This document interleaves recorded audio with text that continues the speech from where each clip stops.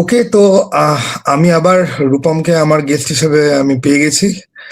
তো আজকে আমরা লাইক ধুরন্ধর নিয়ে তো একটু কথাবার্তা তো হবেই, কিন্তু আমরা বেসিক্যালি আজকে ইন্ডিয়াতে আজ অব্দি যত স্পাই ফিল্ম বেরিয়েছে, যেগুলো খুব আন্ডাররেটেড রয়েছে, তার মধ্যে কিছু কিছু রয়েছে যে ফ্লপ হয়েছে, কিন্তু ফ্লপ হওয়াটা ডিজার্ভ করতো না, সেগুলো নিয়ে আমরা কথাবার্তা বলবো। তো রূপম, একদম ডিরেক্ট পয়েন্টে আমি তোমাকে কোয়েশ্চেন যদি করি, তোমার সব থেকে ফেভারিট স্পাই ফিল্ম কি কি আছে এই যশ রাজের স্পাই ইউনিভার্স আর এই ধুরন্ধর বাদ দিয়ে? দেখো, আমার ইয়াশ রাজের স্পাই ফিল্ম মানে কখনোই খুব বেশি পছন্দের নয়, ঠিক আছে। কিন্তু একটা ছবি মানে এরকম অনেকগুলো ছবি আছে, যে ছবিগুলো নিয়ে হয়তো খুব বেশি কথা হয় না। যেরকম হচ্ছে একটা ছবি হচ্ছে এজেন্ট বিনোদ, আমার খুব ভাল লাগে। মানে এজেন্ট বিনোদের ওই স্টাইল, এবং আমার তো পছন্দের ডিরেক্টর শ্রীরাম রাঘবন। আমার মনে আছে সেই সময়টা হচ্ছে এই হাউসফুল 2 সব হচ্ছে পরপর পর আসছে, এবং এজেন্ট বিনোদ সেই সময় এই বড় বড় মানে এরকম ধরনের ছবির সামনে ফ্লপ হয়ে গেছিল। কিন্তু এজেন্ট বিনোদের অ্যালবাম আমার এত পছন্দ ছিল সেই সময়। মানে সেখানে হচ্ছে একটা গান ছিল না, হুসন কিয়া, তারপরে হচ্ছে তোমার একটা বারের মধ্যে গান হবে যেখানে অ্যাকশন হবে সাইফ আলি খানের, ওই গানটা আমার হেভি লাগে, ঠিক আছে। তুমি আর রাপ্তার কথা বলছো? রাপ্তার কথা বলছো? একটা মানে ওই রাতটা তো কন্টিনিউয়াস টেকে, হ্যাঁ, রাতটা তো কন্টিনিউয়াস আছে, টেকে একটা রাতটা একটা আছে। হবে। হুম। হ্যাঁ, তারপরে চুঙ্গি, মানে প্রত্যেকটা গান সেই সময় হেভি হিট করেছিল। আর ছবিটার যে এন্ডিং, মানে একজন স্পাই এর কাছে সব থেকে বেশি ইম্পর্টেন্ট হচ্ছে ওর কাজটা, ডিউটিটা। যখন কারিনা কাপুর মারা যাবে এবং ও আসবে, আসার পর একবার ওকে দেখতে চাইবে, ঠিক আছে, এবং তারপরে মানে আবার ওই জয়েন করবে, মানে ব্যাপারটা না দারুণ। এবং গোটা ছবিটা এত এঙ্গেজিং, এত স্টাইলিশ। মানে শ্রীরাম রাঘবন কি যে বানিয়েছিল ছবিটা। আর এত সোয়াগ, সাইফ আলি খান এরকম ধরনের ক্যারেক্টার এত ভালো লাগে। আমার হেভি লেগেছিল শ্রীরাম রাঘবনের এজেন্ট বিনোদ। একটা ছবি আছে, সেই ছবিটা আমি দেখেছিলাম, মানে রিসেন্ট দেখেছিলাম টিভিতে, বাবা দেখছিল। আমি তখন দেখলাম ছবিটা আমি আগেও দেখেছি, বহুবার টিভিতে দেয়। ছবিটার নাম সম্ভবত আঁখে, ঠিক আছে, কিন্তু এটা হচ্ছে তোমার হ্যাঁ, হ্যাঁ। আহ, ধর্মেন্দ্র রাখে, ঠিক আছে। অনেকটা, হ্যাঁ, অনেকদিন আগের সিনেমা। হুম। অনেক আগের ছবি, ওটা মাঝে মাঝে টিভিতে দেয়। তো ওই ছবিটা হচ্ছে স্পাই ফিল্ম, এবং ওই ছবিটা যদি তুমি দেখো, মানে যেরকম ভাবে ওখানে পুরো পটে শুট ফুট করেছে, ডক চত্বর দেখিয়েছে, ঠিক আছে, এরকম একজন এজেন্ট আসছে, এরকম ইন্ডিয়ার মধ্যে অ্যাটাক হবে, ক্রাইসিস রয়েছে। আমি তো ভাই থ যে ভাই, সেই সময় জেমস বন্ডের ওই স্টাইলটাকে নিয়ে গ্যাজেট ফ্যাজেট দেখি যেরকম ভাবে ছবিটা বানিয়েছিল, ওই ছবিটা মস্তির ছবি, মানে হেভি লাগে ছবিটা দেখতে। তারপর ধরো তুমি হচ্ছে, আমার ভালো লাগে হচ্ছে মাদ্রাস ক্যাফে, আমার হেভি লাগে। মানে মাদ্রাস ক্যাফে, দুর্দান্ত সিনেমা। ওই যে ছবিটা, যে 10 PM ক্র্যাক করবে, এবং ও ওটাকে যখন দেখবে 10 PM না, ওটা XPM, এক্স হ্যাঁ। প্রাইম মিনিস্টার, মানে ভাই কি আমার যেরকম লেগেছিল ছবির টেক্সচার। আমি যখন সুজিত সরকারের সাথে কথা বলেছিলাম, আমি না ওনাকে জিজ্ঞেস করেছিলাম যে এই যে ছবির টেক্সচারটা আনা, ওরকম ভাবে হেলিকপ্টার যাচ্ছে, ওরকম একটা ডার্ক অ্যাপ্রোচ রেখেছিল, মানে কিভাবে ওরকম ধরনের একটা ছবির মধ্যে লুক অ্যান্ড ফিল এনেছিল বা কি করেছিল, এবং মানে এই একটা দেখবে, পরিচালক। একটা গ্রিনিশ ইয়েলো একটা টিন্ট ছিল গোটা হ্যাঁ, ফিল্মটা জুড়ে, একটা একটা একটা গ্রিনিশ একটা ইয়েলো টিন্ট। ডার্ক একটা গ্রিনিশ ভাইব ছিল। এবার না এবং আমি তোমাকে বলছি, এই এই যে টিমটা না, কল অফ ডিউটির শুরুর দিকে কিছু গেম আছে, ওগুলো তো বেসিক্যালি মিলিটারি অ্যাকশন গেম। ওই পুরো লুক অ্যান্ড ফিল, ওই ব্যাপারটা, ওই পুরো কালার প্যালেটটা এত সুন্দর ছিল, ঠিক আছে, যে একটা মিউটেড, একটু গ্রিন, একটু ইয়েলো, একটু গোল্ডেন। কল অফ ডিউটি, তারপর আমরা ছোট্ট ফোনে খেলতাম, জাভা ফোনে, স্প্রিন্টার সেল, ঠিক আছে, ওই যেরকম ধরনের একটা হ্যাঁ, হ্যাঁ, ফোনের হ্যাঁ। মধ্যে থাকতো, ওটা না ওর মধ্যে ছিল। হুম। আর এই এরকম ধরনের পরিচালকদের সাথে কথা বলে বা লোকদের সাথে কথা বলে আমি একটা জিনিস বুঝেছি, যে না নিজের ওই জিনিসপত্র কখনোই খুব বেশি আমি এই করেছি ওই করেছি করে না। সুজিত সরকার না। বলছে এ, ওটা না, ওটা হয়ে গেছিল রূপম, মানে আমি ওরকম ভাবিনি। আমি মানে ওনাকে বলতে চাই যে আপনি কি বানিয়ে ফেলেছেন ওই ছবির, ওরকম লুক অ্যান্ড ফিল, ওনার রিয়াকশন এরকম, ওটা মানে হয়ে গেছে, ওটা করেছি ঠিক আছে, ঠিক আছে, মানে এরকমই ওদের রিয়াকশন, এতটাই সাটল, মানে হ্যাঁ জানি আমি ভালো বানিয়েছি, কিন্তু ঠিক আছে, মানে ওর থেকে অনেক অনেক ভালো ভালো কাজ রয়েছে, এরকম সবসময় আমাদের একটা অ্যাপ্রোচ। যাই হোক, আমার মাদ্রাস কামে ভীষণ ভালো লাগে। আমার বেবি খুব ভালো লাগে। বেবি আমার মনে দুর্দান্ত আছে, cinema। বেবি আমি সরস্বতী পুজোর সময় তখন বেবি এসেছিল, মালঞ্চতে বেবি দেখেছিলাম। আমি তোমাকে বলছি স্বর্ণজ্যোতি, লোকে ছবিটা এনজয় করছিল না। আমি ওই সময় ভেবেছিলাম মানে সত্যি কেন লোকে বেবি এনজয় করবে, কিন্তু আজকে দাঁড়িয়ে বেবির যা ক্লাসিক একটা ফলোইং রয়েছে বেবির, মানে বেবিতে যখন ওই ডায়লগটা আসে না, हम बोल्ड और कैपिटल में हिंदुस्तान लिखते हैं, মানে ভাই ডায়লগ চুম্বেশ্বরী ডায়লগ, বা হচ্ছে ছবির মধ্যে যে টেনশনটা, যে কি হবে কি হবে, ওকে কি আটকে দেবে ফ্লাইটে, ওকে কি আটকে দেবে। তুই ভাবো একটা সিম্পল সিনের কি সুন্দর স্টেজিং, যে ওর পেটের মধ্যে চাকু ঢুকিয়ে দিয়েছে, রক্ত পড়ছে, ও বাথরুমে যাচ্ছে, রক্তটা মুছছে, ও যখন বেরোচ্ছে ওখানকার পুলিশ অফিসাররা ধরছে, ও ধরলো কি না, না ওখানে মদ ব্যান তাই জন্য আরেকজনকে ধরলো, ও বেরিয়ে গিয়ে ফ্লাইটে বসলো, ফ্লাইট চেকিং হবে, ফ্লাইট ছাড়ছে না, ওখানে ওরাও ওয়েট করছে কি হবে কি হবে কি হবে কি হবে। পরে ওই শেষের মধ্যেও একটা অদ্ভুত মজা, এবং বেবির মধ্যে একটা গান নেই, তো সেই না সময় বেবির অ্যাপ্রোচটা আমার ভীষণ ভালো লেগেছিল। আমার ভাল লেগেছে আরেকটা ছবি হচ্ছে ফ্যান্টাম, মানে যে যত পাইপি বানাক, ভাই, তুমি এখানে যতগুলো বললে সবকটা আমারও প্রিয় সিনেমা, বাট আমার লিস্ট আরেকটু বড়, ঠিক আছে? ওকে, তুমি পুরোটা বলে নাও, তারপর বলবো। ফ্যান্টাম আমার ভীষণ ভালো লেগেছিল। ফ্যান্টামের এন্ডিং আমায় খুব ইমোশনাল করে দিয়েছিল। এবং ফ্যান্টামে হচ্ছে সাইফ আলি খান, ভাই কি লাগছে দেখতে, ওই চেন স্মোকারের যে জায়গাটা, ওটা রিয়েল ইনসিডেন্ট থেকেই নেওয়া, ওটাকে যেভাবে স্টেজ করেছিল, ঠিক আছে, যেরকম ভাবে ও চেন স্মোকার ও বাড়ি থেকে ধরাবে, ও সিগারেটটা দিয়ে দেয়, ওই জায়গাটা ফ্যাবুলাস। এবং ছবির শেষ ভাগে যখন হচ্ছে ওরা কোনো উপায় পায় না এবং ও গিয়ে এনকাউন্টার করে দেয়, মানে ও গিয়ে শুট আউটটা করে দেয়, ওই জায়গাটা থেকে ছবিটা যাবে উঠে শেষ 5-10 মিনিটে। এবং আমাদেরও কিছু মানে এমন পরিস্থিতি তৈরি হয় যেখানে দেশের মধ্যে অনেক পলিটিক্স থাকে, ইনার পলিটিক্স থাকে, সেগুলোকে যেভাবে দেখিয়েছিল খুব ভালো লেগেছিল।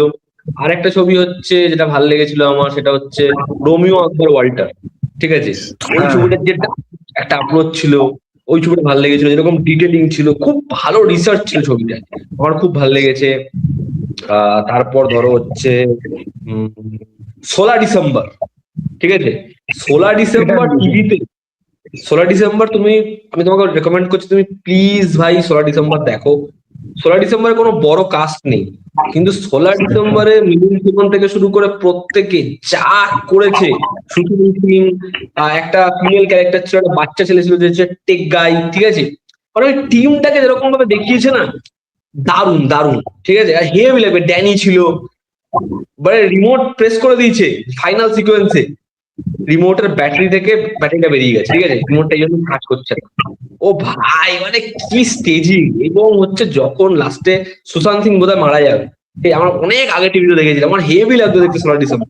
16 ডিসেম্বর খুব ভালো লেগেছিল আমার সেই সময় থেকে এখনো পর্যন্ত। রাজি খুব পছন্দের ছবি আমার। রাজিতে হচ্ছে সব থেকে ভালো লাগে হচ্ছে যে একটা মেয়ে, যেই মেয়েটা দেশের জন্য এরকম একটা জায়গায় চলে যাচ্ছে, তুমি এটার সাথে প্যারালালি ভাবো যে এরকম কত পরিবার হয় যেখানে মেয়েটার হয়তো বিয়ে করার ইচ্ছা নেই, তার উপর বিয়ে চাপিয়ে দেওয়া হচ্ছে, এবং সে ওইখানে গিয়ে মানিয়ে নিচ্ছে। এবার এই মেয়েটার লাইফস্টাইলটাও সেরকম, ও ওখানে মানিয়ে নিচ্ছে, অ্যাডজাস্ট করছে সবকিছু। প্যারালালি এটাও দেখাচ্ছে যে এখানে এরা ইন্ডিয়ার ক্ষতি করতে চাইছে, এদের যে প্ল্যানিং আছে সেগুলো সব আছে, কিন্তু একজন যদি এমন হয় যে পাকিস্তানের সোলজার, ঠিক আছে, এবার পাকিস্তানের সোলজার ভিকি কৌশলের যে ক্যারেক্টারটা, সে তো তার দিক থেকে ভুল নয়, না এবার সে নিজের ওয়াইফকেও ভালোবাসে। এবার ছবির যে শেষ জায়গাটা যখন হচ্ছে ওর একটা অ্যাটাচমেন্ট তৈরি হয়ে গেছে, কিন্তু তার আগে হচ্ছে দেশ, এই যে ব্যাপারটা যে দেশ সবার আগে, এটা আমার দারুণ লেগেছিল। মানে ছবির ওই শেষে ওটাকে যেভাবে ক্রিয়েট করতে পেরেছিল মেঘনা গুলজার, খুব খুব ভালো।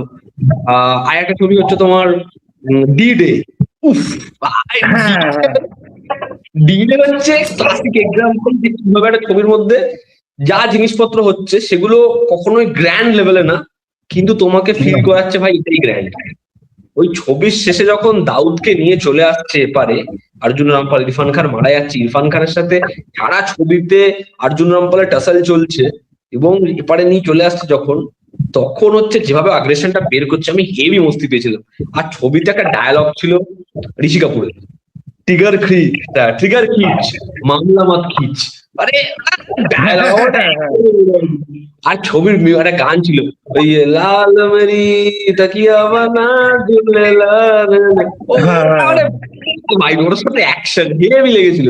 তারপরে ধরো তোমার আর আর আর আর আর একটা নেটফ্লিক্সে ছবি এসেছিল বিশাল ভারদ্বাজের, সেটা খুফিয়া। হচ্ছে তোমার খুফিয়া।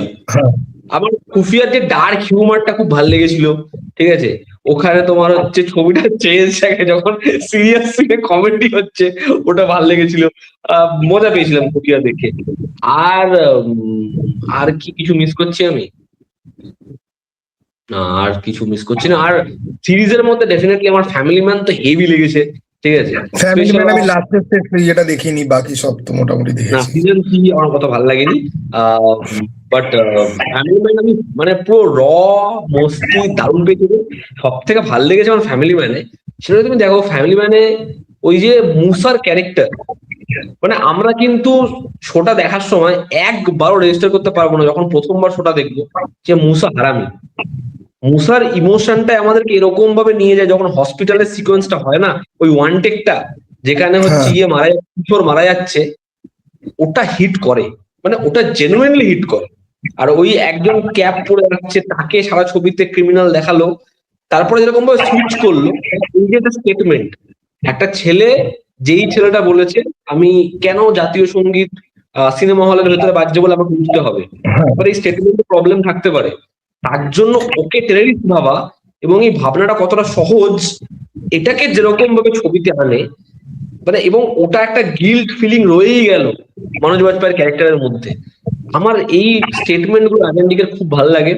আর হচ্ছে তুমি যেভাবে ওই বাজেটে ওরা ফ্যামিলি ম্যান বানিয়েছো, ওয়ান টেক ওরকম শর্ট টেক, এবং তুমি ভাবো একটা শো মেকারদের কাছে কতটা চাপ, যে সিজনের এন্ডে দেখাচ্ছে কি, মানে এপিসোডের এন্ডে কি দেখাচ্ছে, ওই গ্যাসটা যদি লিক হয় তাহলে পুরো দিল্লি শহর শেষ, ঠিক আছে। হ্যাঁ কিন্তু সিজন 2 শুরু করছে ওটা দিয়েই না, মানে ওটার হাইলাইটিং পয়েন্ট না, তারপরেও সিজন 2 ওরা ওই লেভেলে নিয়ে যেতে পারছে। তো এটাই হচ্ছে ডিরেক্টরদের কনভিকশন।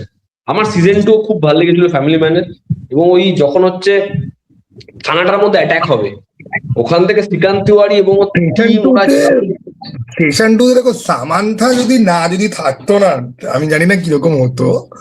সামান্থার ক্যারেক্টারটা আমার দুর্ধর, বিশেষ করে সামান্থার অ্যাকশন সিন।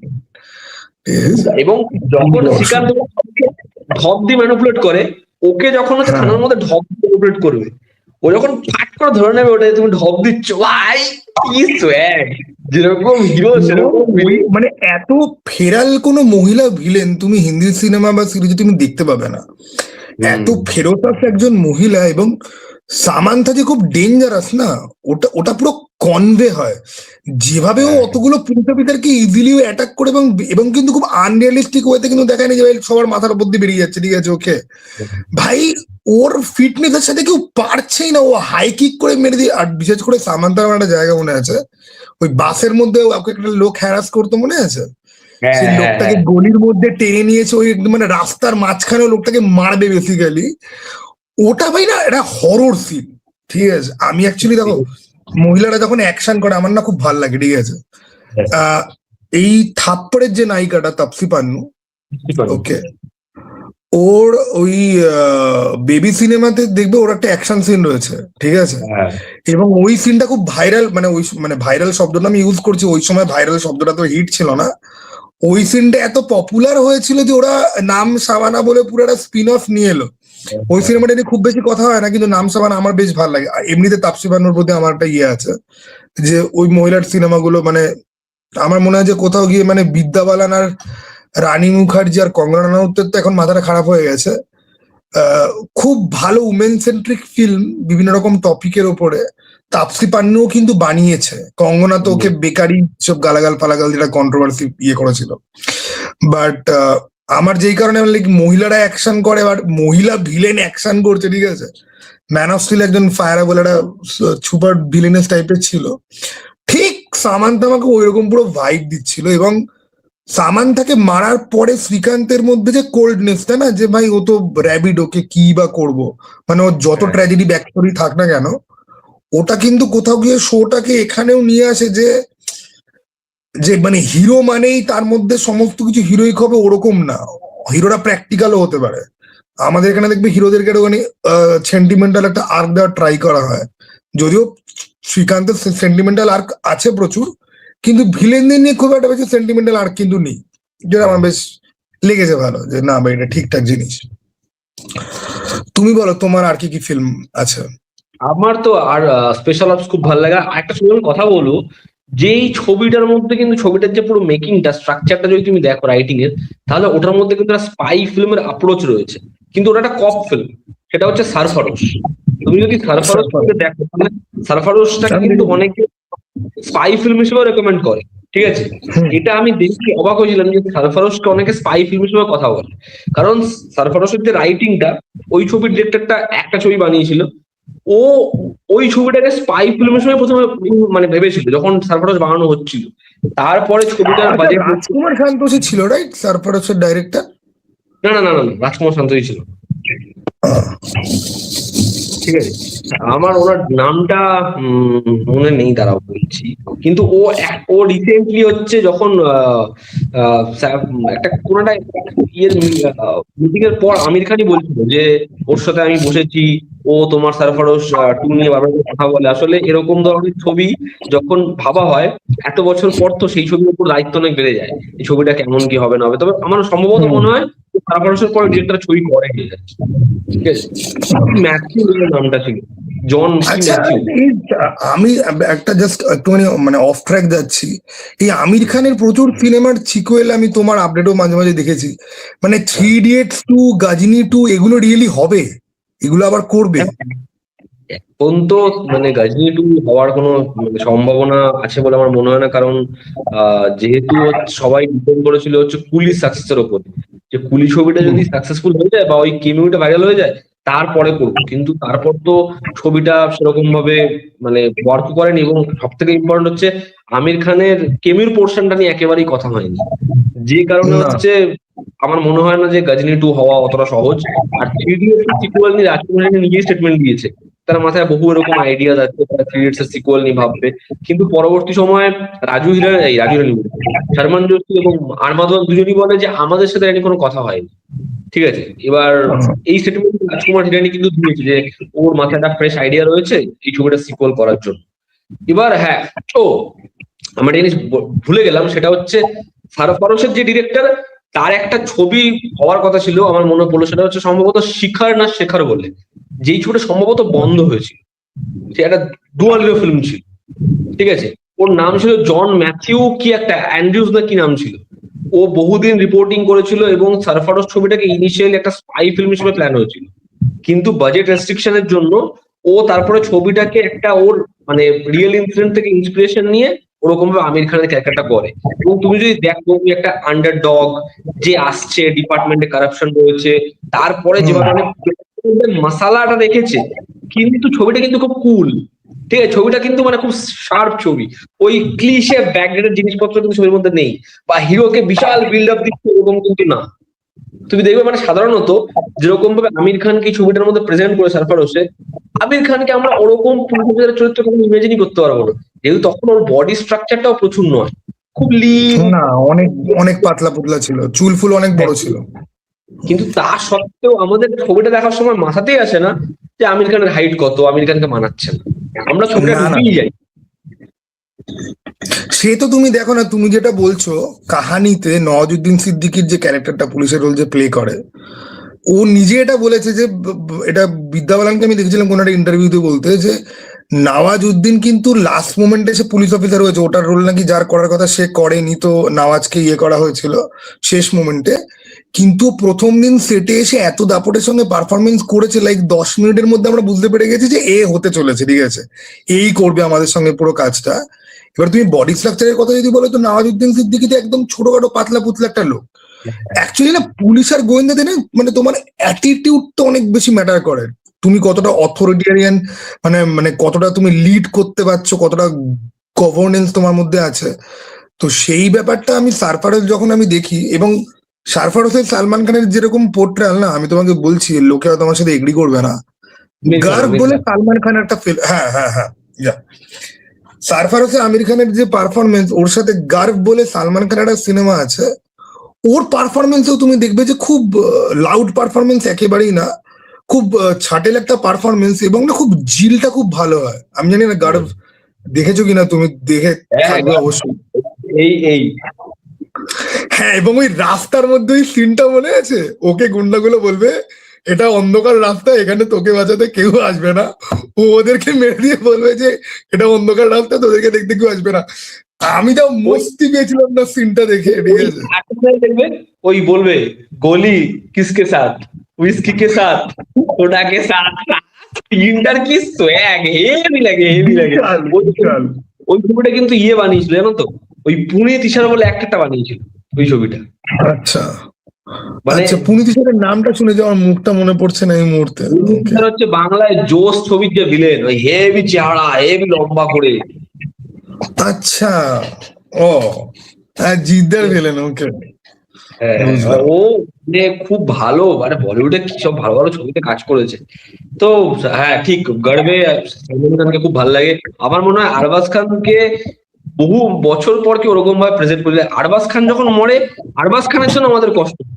মানে ওর জন্য হ্যাঁ, কষ্ট হওয়ার কোনো ব্যাপারই নেই ছবিতে, কিন্তু আরবাজ না না খানের না, জন্য আমাদের আমার আরবাজ খানের জন্য আজ অব্দি আমার আরবাজ খান আর সোহেল খানের একটা পারফরমেন্স ভাল লাগে, সেটা হচ্ছে এই জানে তুই আর জানে না তুই, ওরা যখন হুট করে যখন আসে, ঠিক আছে, ওদের দুজনের ক্যামিও দেখে আমি যা আনন্দ পেয়েছিলাম, ঠিক আছে। ওরা থানাতে যখন আসবে আর হ্যাঁ, পরেশ রাওয়ালের সাথে স্যার मैंने एफआईआर लिख लिया, क्यों लिखा?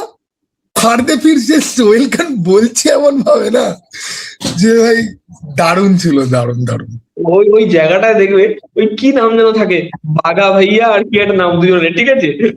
আমি বাঘা তো বলছি এটা বোধ হয় পল্লী ভাইয়া একটা নাম ছিল, আর এটা বোধ হয় বাঘা ভাইয়া নাম ছিল, ঠিক আছে। হ্যাঁ, হ্যাঁ, হ্যাঁ। ওকে। দুজন এবং ক্যাব ক্যাব করে ঘোড়া নিয়ে এসেছে, লাস্টে বলছে ও আমি যাবো কি করি, এত দূর, বলছে "আরে ঘোড়াটা দেখাচ্ছে সারা সিনটা কি মস্তি।"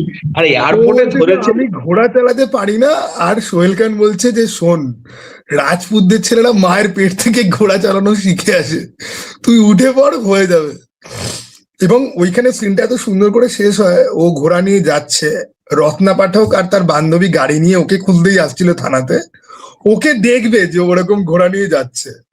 তো রত্না পাঠকের বান্ধবী বলছে ইয়ে তোমারা বেটা থা না, রত্না পাঠক ওইখানে ফাইনালি হার মেনেছে, নেহি ইয়ে মেরা হাজবেন্ড কা বেটা হয়, মানে ওর মানে নাসিরুদ্দিন শাহ একটা ইয়ে ছিল না যে একদিন মারবে। ফটো ফ্রেমে নাচতে নাচতে চলে যায়। হ্যাঁ হ্যাঁ, এই ওটা scene। ওটা আলাদাই। আমি আমি রিয়েলি বলছি, মানে আমি যদি কোনোদিন ফিল্ম ডিরেক্টর হই, আমি ওদের দুজনের লাভ স্টোরি নিয়ে একটা সিনেমা আমি বানাবো, এবং ওই রকম কিউট ব্যান্ড। আর দেখো রত্না পাঠক আর নাসিরুদ্দিন শাহ রিয়েল লাইফে বড় বউ যেহেতু, হুম। ওদের কেমিস্ট্রি ভাই ওই সিনেমাতে, ওদের কেমিস্ট্রি। এবং মানে নাসিরুদ্দিন শাহ মাঝে মাঝে রেগে গিয়ে তুই মুঝসে কায়ার বানানা চাহতি হো, ওই ডায়লগটা ভাই সেই মজা, ঠিক আছে। খুব খুব ভালো লাগে। আমার না কোথাও গিয়ে মনে হয় এই ধুরন্ধর নিয়ে এত কিছু হচ্ছে, জন এব্রাহাম আর সেইফ আলী খান, ঠিক আছে, হ্যাঁ, এরা কিন্তু এই জন্মেতে প্রচুর ট্রাই করেছে এবং ভালো ভালো সিনেমা দিয়েছে, ঠিক আছে। মানে সাইফ আলী খানকে নিয়ে প্রচুর কন্ট্রোভার্সি আছে, ওর ছেলের নাম তৈমুর কেন, আর ও কেন বলেছে যে ভারতবর্ষের ম্যাপ নেই, লোকে তোকে অ্যান্টি ন্যাশনাল মনেই করে পুরোপুরি। কিন্তু ফ্যান্টম নিয়ে তুমি যেটা বললে আমি ফুল এগ্রি করি। আমার ফ্যান্টম সিনেমাটা আমি এখনো বলছি, আফগান জালেবি গানটা, ওটাতে যা ভাই ফিল, পুঙ্গি আর আফগান জালেবি, ঠিক আছে, ওটা এজেন্ট বিনোদ আর এটা গিয়ে এজেন্ট বিনোদ আমার মনে হয় ফ্যান্টমের থেকেও ভালো সিনেমা। এজেন্ট বিনোদের যে ওপেনিং সিকোয়েন্স, রবি কিষানকে ঝুলিয়ে রেখেছে, রবি কিষানকে দড়ি থেকে কাটলো, রবি কিষান নেমে ওকে ওকে প্রথমে দুটো থাপ্পড় দিল যে তুই কেন বললি আমার না, ঠিক আছে। এবং এজেন্ট বিনোদে তুমি দেখবে যে সিনেমাটার মধ্যে স্টেক বিল্ড আপ গুলো খুব ভালো, ওরা ফার্স্টে দেন বেরোচ্ছে। ছবিটা দেখবে ওই জায়গাটা আছে না যেখানে হচ্ছে তুমি বললে রবি কিষানকে ছাড়াবে, আমি ভুলে গেছিলাম। ছবির তখন ক্রেডিট পড়ে এবং গানটা শুরু হয়, গোবিন্দ বল গোপাল ওই বল। গানটা শোনো শোনো, ওই গানটা নিয়ে একটা মজার গল্প আছে, আমি তোমাকে বলি শোনো। আগে মনে আছে সেই ইউটিউবে কোন একটা ফিল্মের পুরো অডিও ট্র্যাক পুরো দেওয়া হতো, গোবিন্দ বলো তার মধ্যে নেই, ঠিক আছে, আমি পাচ্ছি না। আর আমি গোবিন্দ বলো দিয়ে ইউটিউবে সার্চ করছি, পাচ্ছি না। তারপরে ওয়ান ফাইন্ডে আমি দেখলাম যে এজেন্ট বিনোদ ওপেনিং সং, সেটা কেউ কি করেছে, মানে অনেকেই থাকে যারা এরকম গান খোঁজে কিন্তু পায় না, সে সিনেমাটাকে বোধহয় ডাউনলোড করেছে, ওই পোর্শনটাকে কেটে সে আপলোড করেছে। ওটা কিন্তু কোনো স্টুডিও ফুটেজ থেকে আপলোড করেনি। আমি তাকে কমেন্টে লিখেছিলাম, ভাই তুই 100 বছর বাজ ভাই, এই গানটা বহুদিন ধরে খুঁজছি আমি, যে এবার ওই গোবিন্দ বলে ওই ওরা যখন পালিয়ে আসছে ওই বেস ক্যাম্পটা থেকে, মাঝখানে একজন ফিমেল ডান্সার মতো থাকবে, তাকে ওরা আসবে নিয়ে, যে পরে দেখবে করিনা কাপুরের সাথে ওই একটা ডান্স আছে না, হ্যাঁ ওকে হেল্প করবে ঢুকতে গিয়ে। আর হ্যাঁ ওই গানটা প্লেস হচ্ছে এবং অ্যানিমেশন ভিডিওটা চলছে, আর গুলি অ্যানিমেশন ভিডিওটা হেভি করেছিল, বন্দুক চালাচ্ছে, গুলিটা পড়ছে, হেভি লাগছে অ্যানিমেশন ভিডিও। হেভি লাগে। এবার হচ্ছে যখন পৌঁছে যাবে গাড়িটা করে, ওরা ওখান থেকে বেঁচে বেরোবে, তখন মেয়েটা জিজ্ঞাসা করবে আপকা নাম ক্যা হ্যায়, আর মেয়েটা একটু অদ্ভুত আরবিক স্টাইলে হিন্দি বলে, ঠিক আছে, এবং সারা ছবি তো যেরকম নামগুলো বলবে, বিনোদ খান্না, এই ওই, আর নামগুলো হেভি লাগবে শুনতে। আর যখন হচ্ছে কারিনা কাপুরের সাথে ওই সিনটা হবে, যেখানে হচ্ছে ওই যাকে ওখান থেকে মেরে রবি কিষানকে বার করলো ওই জেনারেলটা, ওকে বলবে যে कोई आखिरी ख्वाहिश, एक बियर मिलेगी ठंडी बियर, বলে इसको গ্লাস में देना, গ্লাসে বিয়ারটা দেবে, মালটা বোমের চেনটা টেনে বেরিয়ে যাবে কেটে কাপড়কে দিয়ে, কি সোয়াগ ভাই। কিন্তু এন্ডিং কাকে বলে, আমার দারুণ লেগেছিল, দারুণ দারুণ লেগেছে। আমি তো ওই পুঙ্গি গানটা কতবার শুনেছি তার কোনো ঠিক নেই। এবং আমি তোমাকে একটা ইয়ে বলি, তখন না লেক টাউনের জয়া বলে একটা সিনেমা হল ছিল, ঠিক আছে, হ্যাঁ আমি গেছি জয়া তুমি গেছো তো, এজেন্ট বিনোদ যখন বেরিয়েছে তখন বিদ্যা বালানের কাহানিও তখন চলছে, ঠিক আছে, আর আমার তখন চলছে উচ্চ মাধ্যমিক পরীক্ষা, ঠিক আছে, আর আমাদের তখন পরীক্ষার মাঝখানে অনেক লম্বা লম্বা গ্যাপ থাকতো। তো আমার বোধহয় ফিজিক্স না কেমিস্ট্রি পরীক্ষার মাঝখানে 7 দিনের গ্যাপটা, আমার সাবজেক্ট আবার অন্য একটা রয়েছে, ওটা 3 দিনের মতো একটা গ্যাপ। আমি লাইক ভাই, আমি যদি এই দুটো সিনেমা না দেখি আমার কিছু পড়াশোনা হবে না। আমি back to back Agent Vinod আর কাহানি দুটো দেখে বাড়ি এসে তারপর আবার আমি পরীক্ষা দিয়েছি। কাহানি ভাই, ঠিক আছে, আমরা তো ফেমিনিস্ট ফিল্ম নিয়ে তো এটা হলো না, ওই আর একটা সিনেমা, কি সব সিনেমা দেখেছি আমরা, ঠিক আছে, এখন কি সব তৈরি হয়, ওকে আমি জানি না।